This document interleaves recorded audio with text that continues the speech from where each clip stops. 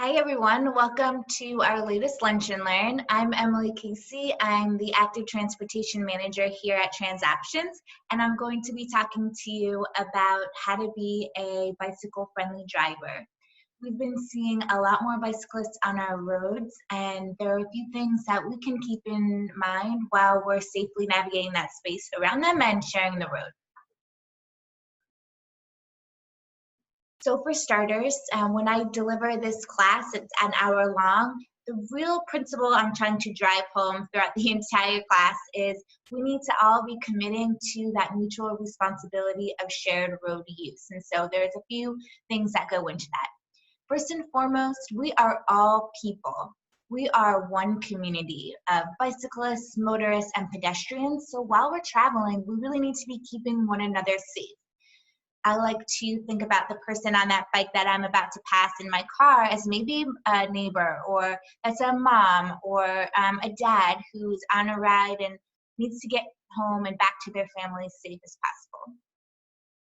We need to be sharing the road. Bicyclists are vehicles, and so the New Jersey law is written that states bicyclists have every right to that road space as a motorist would.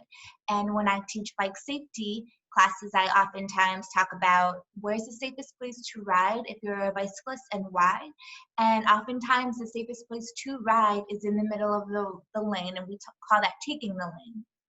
And so while you're out on the roads, if it's not safe to pass and you don't have at least 3 feet of space to do so, you have to just take a deep breath and wait. And usually that, traffic in the opposite direction will clear in about 30 seconds or so. And if you think about it, if you get to where you're going 30 seconds later than you would have if you passed the bicyclist in an unsafe way, that's really not going to matter at the end of your day. But if something were to happen while you were passing that bicyclist unsafely to cause a crash, then that's definitely going to impact you probably for the rest of your life and stay with you. So again, we're all very important people. We all have important places to be, but a few seconds to hold off and wait till it's safe to pass is really not going to make or break where you're getting to where you're trying to get to on time.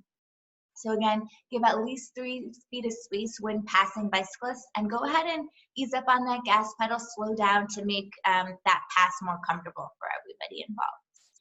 So when bicyclists and motorists do collide, there's often some misconceptions about who's at fault. So often a bicyclist is like, oh, it's the motorist at fault usually, and the motorists are like, oh, the bicyclists are at fault. But really what the nationwide crash data tells us is it's a 50-50 split. So 50% of the time the bicyclist was at fault and vice versa. And in most cases, both road users could have done something differently to prevent that crash.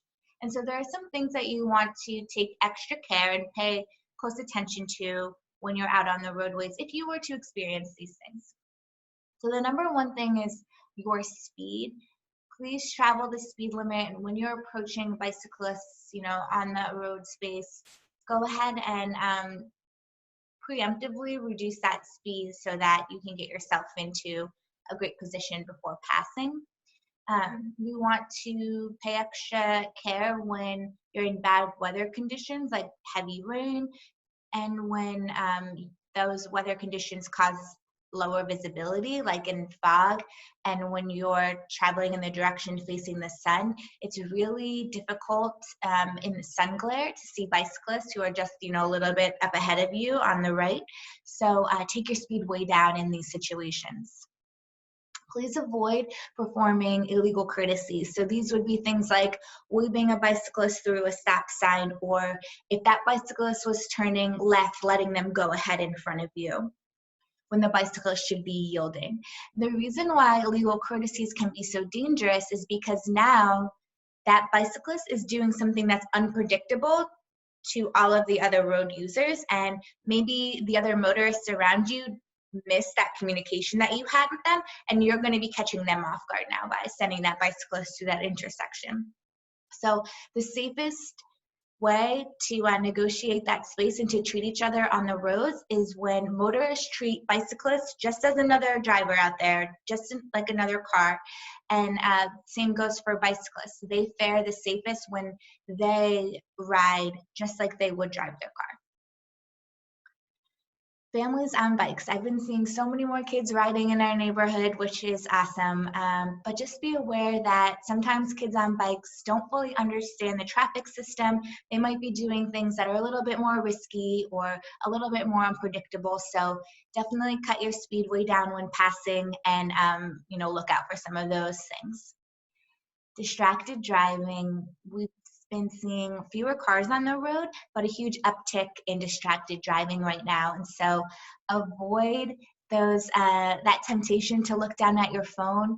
It only takes a few seconds, but that few seconds that your eyes are off the road means something else in the situation could change. When passing vulnerable road users, that could be huge. And so go ahead and avoid that distracted driving. And the last thing is don't park in bike lanes. So it's pretty simple. Please consider bike lanes as through lanes of traffic, just as another lane out there, on the road would be, and avoid, pulling off into them and idling and waiting for people in bike lanes. And if you do all that, we will all stay safe when we're out on our roads, in a nutshell, really. So thank you for tuning in, and it's great seeing everybody out there together. Please respect one another, and if it takes a few extra seconds that you're in your car behind a bicyclist, take a deep breath. Remember, that's a person in front of you, could be your neighbor. We all have places to be. Let's get there safely. Thanks, everyone. Take care.